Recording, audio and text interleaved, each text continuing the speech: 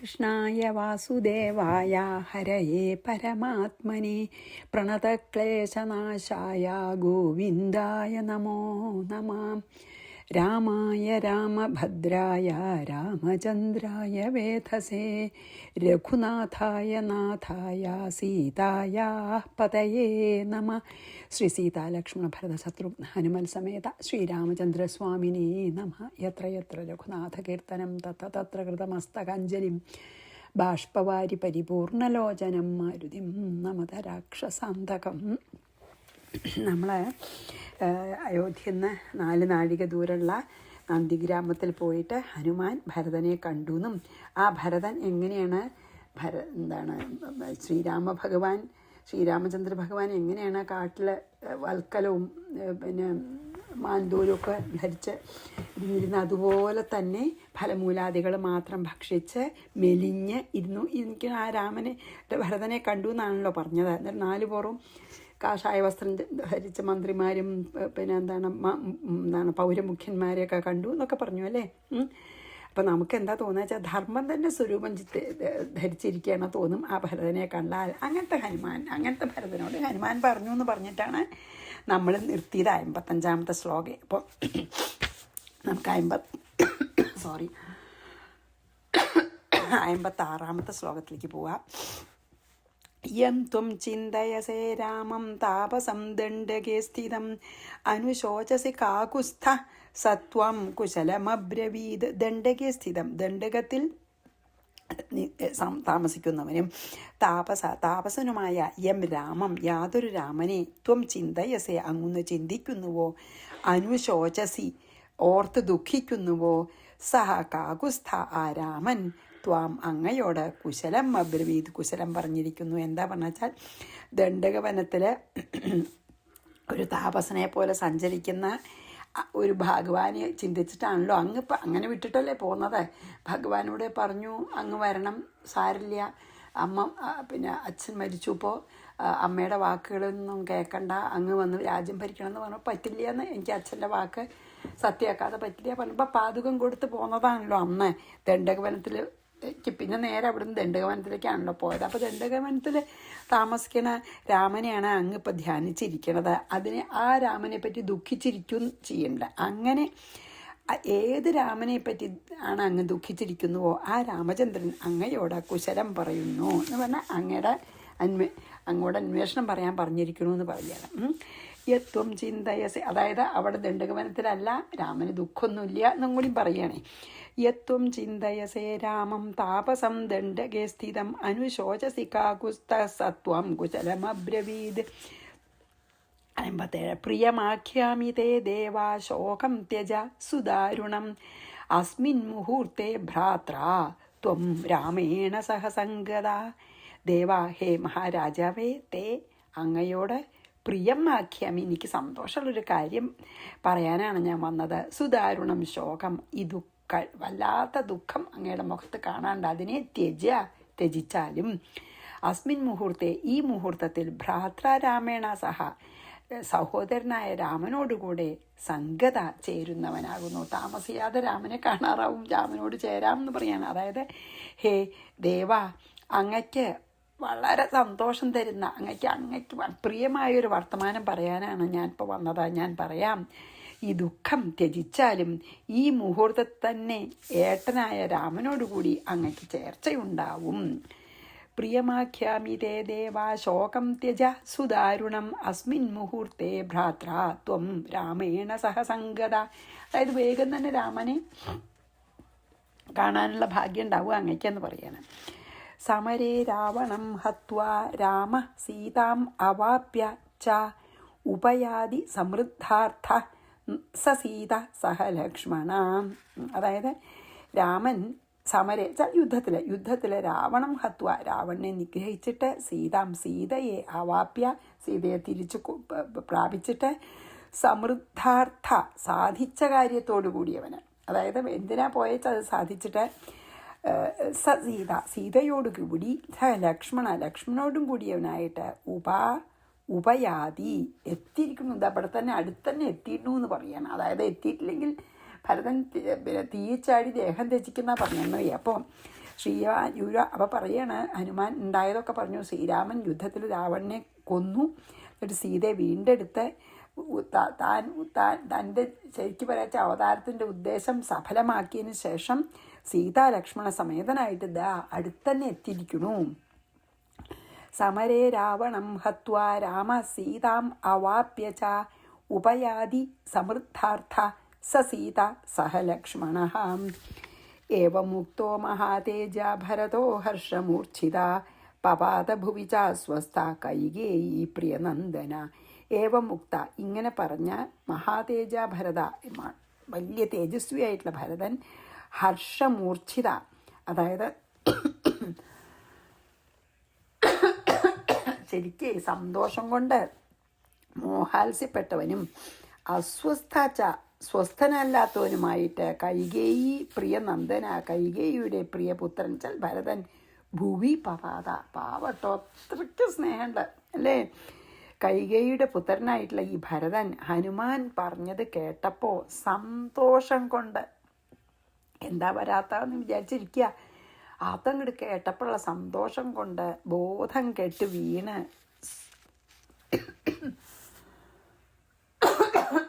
ബോധം കെട്ട് മനസ്സ് സ്വസ്ഥതയില്ലാത്തവനായിട്ട് വെച്ചാൽ സന്തോഷം കൊണ്ടേ എക്സൈറ്റ്മെൻ്റ് ആയാലും നമുക്ക് ശാന്തി ഉണ്ടാവില്ല, നമുക്ക് ദുഃഖമായാലും ശാന്തി ഉണ്ടാവില്ല, സന്തോഷം കൊണ്ട് എക്സൈറ്റഡ് ആയാലും ശാന്തി ഉണ്ടാവില്ല. ഞാൻ കുറച്ച് വെള്ളം കുടിക്കട്ടെ. അപ്പോൾ സോറി കേട്ടോ. പിന്നെ ശ്രീരാമൻ യുദ്ധത്തിൽ രാവണനെ സംഹരിച്ച് സീതയെ വീണ്ടെടുത്ത് അവതാരോദ്ദേശം തന്നെ സാധിച്ചതിന് ശേഷം സീതാലക്ഷ്മണരെ വന്നിരിക്കുന്നു പറഞ്ഞില്ലേ.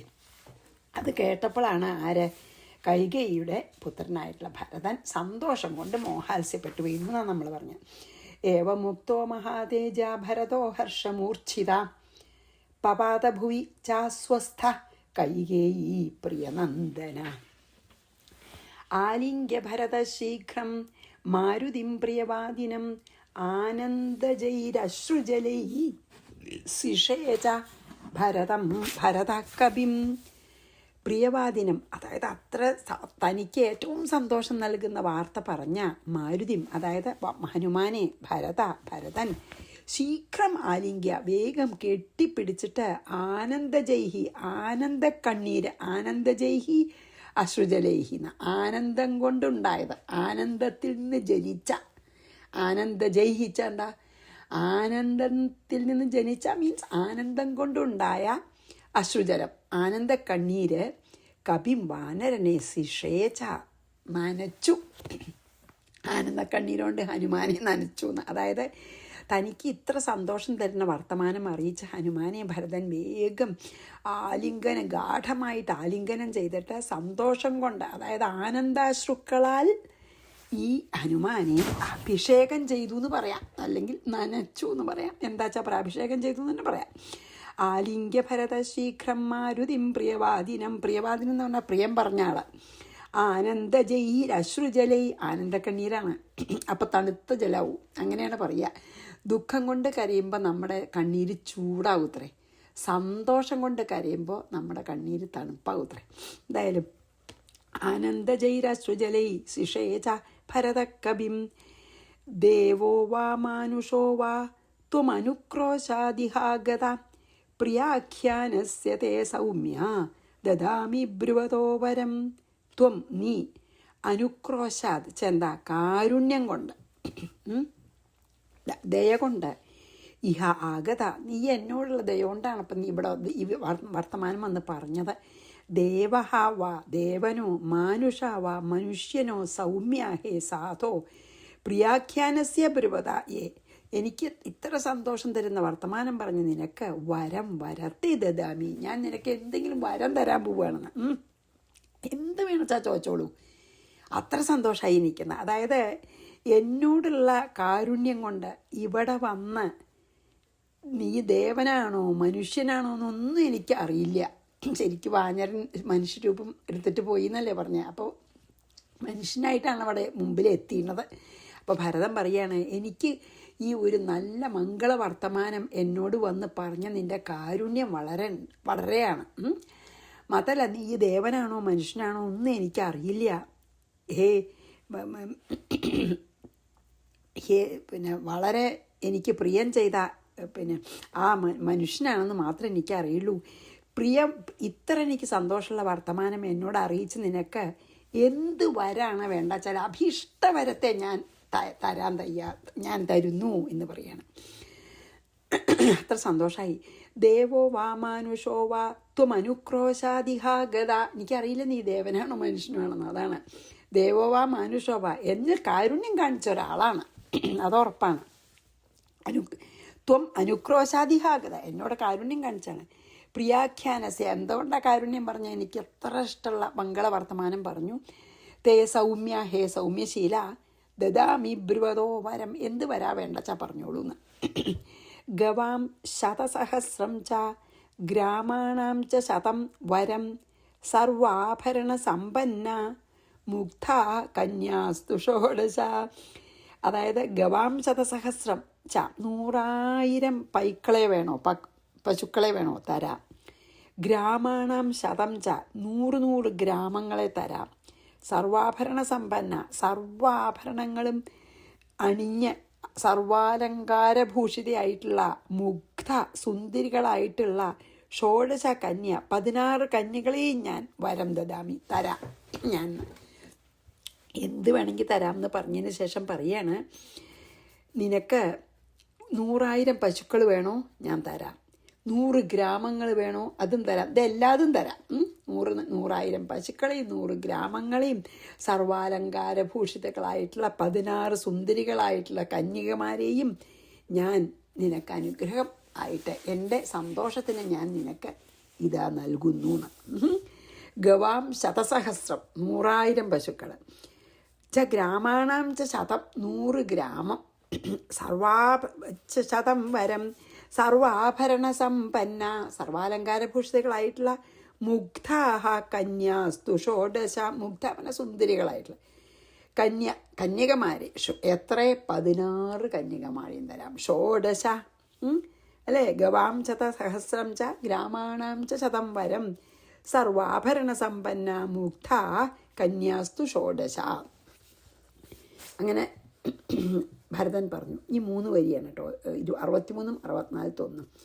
ഏവമുക്ത്വാ പുനഃപ്രാഹ ഭരതോ മാരുതാത്മജം ബഹുനീമാനി വർഷാണി ഗതസ്യ സുമഹദ്വനം ശൃണോമ്യഹം പ്രീതികരം മമ നാഥസ്യ കീർത്തനം. ഏവമുക്ത്വാ, ഇപ്രകാരം പറഞ്ഞിട്ട് ഭരത മാരുതാത്മജം, അതായത് ഹനുമാനോട് പുനഃ പ്രാപ, പിന്നെയും പറഞ്ഞു, ബഹൂനി ഇമാനി വർഷാണി, എത്രയോ വർഷങ്ങളിൽ, കുറേ വർഷങ്ങൾ 14 കഴിഞ്ഞല്ലോ. സുമഹദ് വനം, ഏറ്റവും മഹത്തായ വനത്തെ ഗതസ്യ ഗമിച്ച മമ നാഥസ്യ, എൻ്റെ നാഥനായിട്ടുള്ള ഭഗവാന്റെ, ശ്രീരാമചന്ദ്ര ഭഗവാന്റെ പ്രീതികരം കീർത്തനം, സന്തോഷമായിട്ടുള്ള ആ ഒരു വർത്തമാനത്തെ അഹം ശൃണോമി, ഞാൻ കേൾക്കുന്നു. എത്രയോ വർഷങ്ങളായിട്ട് ഭഗവാനെ പറ്റി ഞാൻ ഒന്നും അറിഞ്ഞിട്ടില്ല.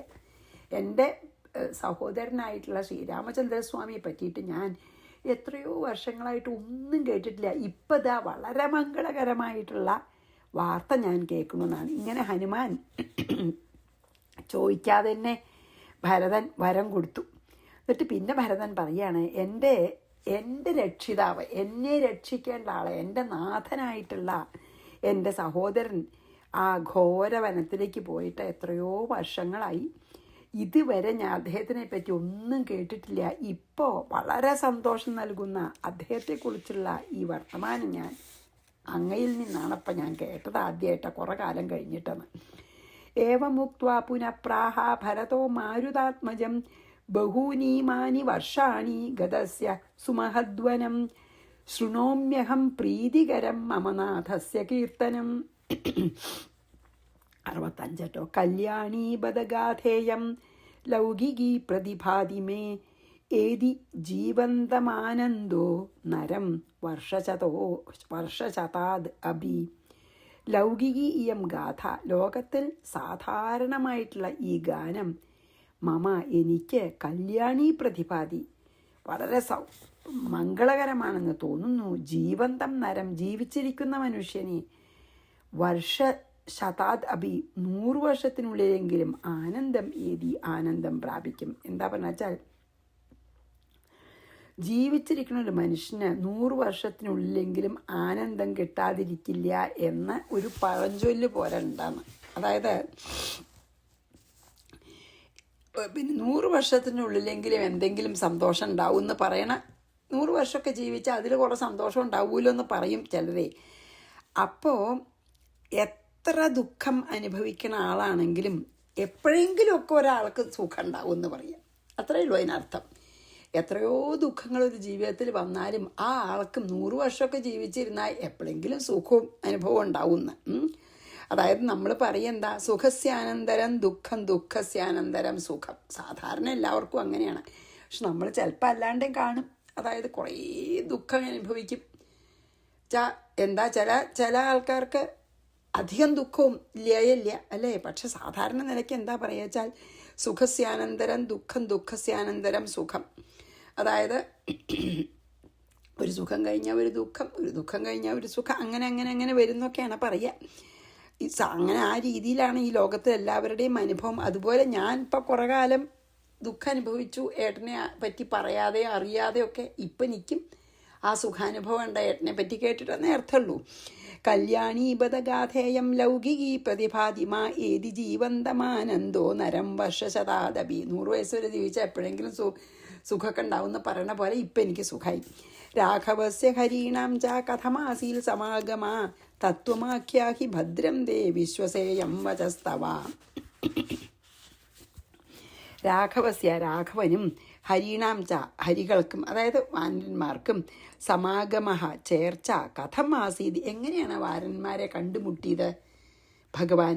വെച്ചാൽ വാനരന്മാരാണല്ലോ സഹായിച്ചത്. അതിനെങ്ങനെ ഇട ഉണ്ടായി? വാനരന്മാരെ സഹായിക്കാൻ എന്താ എങ്ങനെയാ ഒരു സന്ദർഭം ഉണ്ടായത്? തത്വമാഖ്യാഹി, സത്യം പറഞ്ഞാലും, തവ വച, നിന്റെ വാക്കിനെ വിശ്വസേയം, ഞാൻ വിശ്വസിക്കും, തേ ഭദ്രം, നിനക്ക് മംഗളം ഭവിക്കട്ടെ.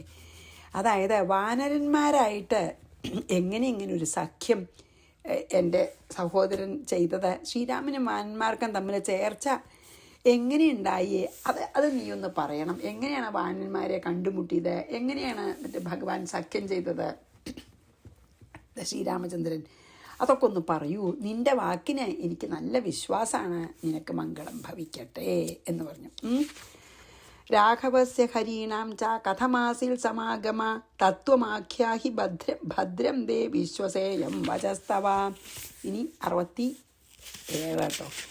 ഏവമുക്തോത ഹനുമാൻ ഭരതേന മഹാത്മന ആചചക്ഷേഥ രാമസ്യ ചരിതം കൃഷ്ണചക്രമാത്. മഹാത്മന ഭരതേന, അതായത് മഹാത്മാവായിട്ടുള്ള ഭരതനാൽ ഏവമുക്ത, ഇപ്രകാരം പറയപ്പെട്ടപ്പോൾ ഹനുമാൻ രാമസചരിതം, രാമൻ്റെ കഥയെ കൃഷ്ണശ സമ്പൂർണമായിട്ട് ക്രമാത് ആചപക്ഷേ, ക്രമത്തിൽ പറഞ്ഞു. അതായത് ഭരതൻ ഇപ്രകാരം എന്താണ് എങ്ങനെയെല്ലാം ഉണ്ടായതെന്നൊക്കെ വിസ്തരിച്ച് പറയുമെന്ന് പറഞ്ഞപ്പോൾ അതൊക്കെ ക്രമത്തിൽ പറഞ്ഞു കൊടുത്തു. ആര്? ഹനുമാൻ. ഏവമുക്തോത ഹനുമാൻ ഭരതേന മഹാത്മന ആചചക്ഷേഥ രാമസ്യ ചരിതം കൃഷ്ണചക്രമാത്. അത് പറഞ്ഞത് ഇതിൽ പറയുന്നില്ല കേട്ടോ. ഇനി എന്താ പറയണ വെച്ചാൽ, ശ്രുത്വാതു പരമാനന്ദം ഭരതോ മാരുതാത്മജാത് ശത്രുഹണം മുദാ യുക്തം മുദാന്വിതഃ. മാരുതാത്മജാത്, അതായത് ഹനുമാനിൽ നിന്ന്, വായുപുത്രനാണല്ലോ, മാരുതൻ്റെ മകനല്ലേ, അങ്ങനെയുള്ള വായുപുത്രനിൽ നിന്ന് പരമാനന്ദം ശ്രുത്വ, അത്ര ആനന്ദം നൽകുന്ന ആ വിവരങ്ങളൊക്കെ കേട്ടിട്ട്, മുദ അന്വിത, വളരെ സന്തോഷത്തോടു കൂടിയവനായിട്ട്, മുദ യുക്ത, സന്തോഷത്തോടു കൂടിയ ശത്രുഘ്നനോട് ആജ്ഞാപിച്ചു. അതായത് ഇത്ര ആനന്ദം നൽകുന്ന ഈ ശ്രീരാമൻ്റെ ചരിത്രം ഹനുമാൻ പറഞ്ഞത് കേട്ടിട്ട് അങ്ങേയറ്റം ആനന്ദിക്കുന്ന ഭരതൻ അത്ര സന്തോഷമായി. അങ്ങനെ ആഹ്ലാദം, അത്ര സന്തോഷമായിട്ടുള്ള ഭരതൻ അതുപോലെ തന്നെ സന്തോഷിച്ചിരിക്കുന്ന ശത്രുഘ്നനോട് ഇപ്രകാരം ആജ്ഞാപിച്ചു. താഴെയാണല്ലോ ആജ്ഞാപിച്ചു. ശ്രുത്വാതു പരമാനന്ദം ഭരതോ മാരുതാത്മജാൽ ആജ്ഞാപയ ശത്രുഹണം ശത്രുഘ്നനാണ്. മുദാ ശത്രുഹണം, അപ്പോൾ ശത്രുഘ്നനെയാണ്, അതായത് ശത്രുക്കളെ നിഗ്രഹിക്കുന്നവൻ. മുദായുക്തം മുദാന്വിത. എന്താ പറഞ്ഞ ശത്രുഘ്നോട് ആജ്ഞാപിച്ചത്? ദൈവതാനി ചയാവന്തി നഗരേ രഘുനന്ദന നാനോപഹാര ബലിഭി പൂജയന്തു മഹാധിയ. രഘുനന്ദന, ഹേ ശത്രുഘ്നോട് പറയാണ്, രഘുകുമാര, നഗരത്തിൽ, അതായത് അയോധ്യ നഗരത്തിൽ യാവന്തി ദൈവതാനി, എത്ര അമ്പലങ്ങളുണ്ടോ, താവന്തി, അതിലൊക്കെ നാനോപഹാര ബലിഭി, പല വിധത്തിലുള്ള വഴിപാടുകളെ, അതായത് ബലികളും, അതായത് പൂജകളും, മഹാധിയ, മഹാബുദ്ധിമാന്മാർ പൂജയെന്തു പൂജിക്കട്ടെ. അപ്പം എന്താണ് ഭരതൻ ഇത് കേട്ടിട്ട്, ശ്രീരാമൻ വരികയാണല്ലോ ഇനിയിപ്പോൾ, ശ്രീരാമനെ വെൽക്കം ചെയ്യണമല്ലോ, സ്വാഗതം ചെയ്യണതിൻ്റെ ഒരു ഭാഗമായിട്ട്. അപ്പം പറഞ്ഞു, ഹേ ശത്രുഘ്ന, നമ്മളുടെ അയോധ്യ നഗരത്തിലുള്ള സകല ക്ഷേത്രങ്ങളിലും പ്രതിഷ്ഠിച്ചിരിക്കുന്ന ദേവന്മാരെ പലവിധ നൈവേദ്യങ്ങളെ കൊണ്ടും ഉത്സവങ്ങളെ കൊണ്ടും പൂജകളെ കൊണ്ടും പൂജിച്ച് തൃപ്തിപ്പെടുത്തട്ടെ കുറേ ആൾക്കാർ. ഭഗവാൻ വന്നതിൻ്റെ സന്തോഷം. ദൈവങ്ങളോടൊക്കെ നന്ദി പറയണ പോലെ എല്ലാ അമ്പലങ്ങളിലത്തെ പ്രതിഷ്ഠകൾക്കും ധാരാളം നൈവേദ്യവും ഉത്സവവും പൂജയും നടത്താൻ പറഞ്ഞു. ദൈവതാനി ചയാവന്തി നഗരേ രഘുനന്ദന നാനോപഹാര ബലിഭി പൂജയന്തു മഹാധിയ. സൂത വൈതാളികാശ്ചൈവ വന്ദിന സ്തുതിപാഠകാ വാരമുഖ്യശ്ച ശതശോ നിര്യാന്ധ്വദ്യൈവ സംഘശഃ. സൂതന്മാർ, അതായത് സൂതന്മാർ സാധാരണ എപ്പോഴും കഥ പറയുകയാണല്ലോ. നമുക്ക് ഭാഗവതത്തിലൊക്കെ വളരെ അല്ലേ, ഉഗ്രശ്രവസ് എന്നുള്ള സൂതൻ പരീക്ഷിത്തും സുഖബ്രഹ്മർഷി പരീക്ഷത്തിന് ഭാഗവതം പറഞ്ഞു കൊടുക്കുമ്പോൾ ആ സദസ്സിൽ ഉണ്ടായിരുന്ന ഒരു സൂതനാണല്ലോ ഉഗ്രശ്രവസ്. ആ ഉഗ്രശ്രവസ്സാണല്ലോ പിന്നെ എന്താണ് ഇവിടെ വന്നിട്ട് ഈ ബാക്കി മുനിമാരോടൊക്കെ പറഞ്ഞു കൊടുക്കണം. അതായത് നമ്മളെ എപ്പോഴും കാണുമല്ലോ സൂത ഉവാചാന്ന്. അപ്പോൾ സൂതൻ എന്ന് പറഞ്ഞു വെച്ചാൽ പുരാണ കഥകൾ നല്ലോണം അറിയുന്ന ആൾക്കാരാണ്. അതാണ് പറഞ്ഞ സൂതന്മാർ അതായത് ഈ പുരാണ കഥകൾ നല്ലോണം അറിഞ്ഞ് അത് എല്ലാ ദിക്കിലും യാഗങ്ങൾക്കോടെ പോയി പറയുകയൊക്കെ ചെയ്യുമല്ലോ, അങ്ങനെയുള്ളവരെയാണ് സൂതൻ. വൈതാളികാഹ എന്ന് പറഞ്ഞാൽ അതായത് സന്ദർഭം അനുസരിച്ച് കീർത്തനങ്ങൾ കൊണ്ട് സന്തോഷിപ്പിക്കും. വന്ദിന, അവരെ പുകഴ്ത്തും രാജാക്കന്മാരെയൊക്കെ, അവരുടെ ചെയ്തികളെയും. സ്തുതിപാഠകന്മാർ, ശതശ, വാരമുഖ്യ, അനേകം വാരസ്ത്രീകൾ, സംഘശ, കൂട്ടമായിട്ട്, അദ്യേവ, ഇപ്പോൾ തന്നെ, നിര്യാന്തു, അങ്ങോട്ട് പോട്ടെ. എന്താ പറഞ്ഞ വെച്ചാൽ ശ്രീരാമൻ ഭഗവാൻ അയോധ്യയിലേക്ക് മടങ്ങി വരുന്ന സമയം വേണ്ട പോലെ സ്വാഗതം ചെയ്യാനാണ് ഉള്ള ഒരുക്കങ്ങളാണൊക്കെയാണ് ഇപ്പോൾ ഭരതൻ ശത്രുഘ്നോട് ആജ്ഞാപിക്കേണ്ടതേ. അതായത് സൂതന്മാരും വൈതാളികന്മാരും വന്ദികളും, അതായത് ഈ സ്തുതിപാഠകന്മാരും ചരിത്രങ്ങളൊക്കെ പ്രകീർത്തിക്കുന്നവരൊക്കെയാണ് ഇവരൊക്കെ. അതെ, സൂതന്മാർ പ്രകീർത്തിക്കല്ല, ചരിത്രം പറയാണ്. അതിൽ കീർത്തനം ഉണ്ടാവുമല്ലോ. സൂതന്മാരും വൈതാളികന്മാരും വന്ദികളും സ്തുതിപാഠകന്മാരും പിന്നെയോ ദാസികളും അങ്ങനെയൊക്കെ പേര് സംഘം ചേർന്ന് പുറപ്പെട്ട് ശ്രീരാമദേവൻ അയോധ്യ നഗരത്തിലേക്ക് വരുമ്പോൾ സ്വീകരിക്കാനായിട്ട് റെഡിയാവട്ടെ എന്നാണ് പിന്നൊരു ആജ്ഞ. സൂത വൈതാളികാശ്ചൈവ വന്ദിന സ്തുതിപാഠക വാരമുഖ്യാശ്ച ശതശോ നിര്യാന്ധ്വദ്യൈവ സംഘശ. ഒന്നുകൂടി ചെയ്യാം.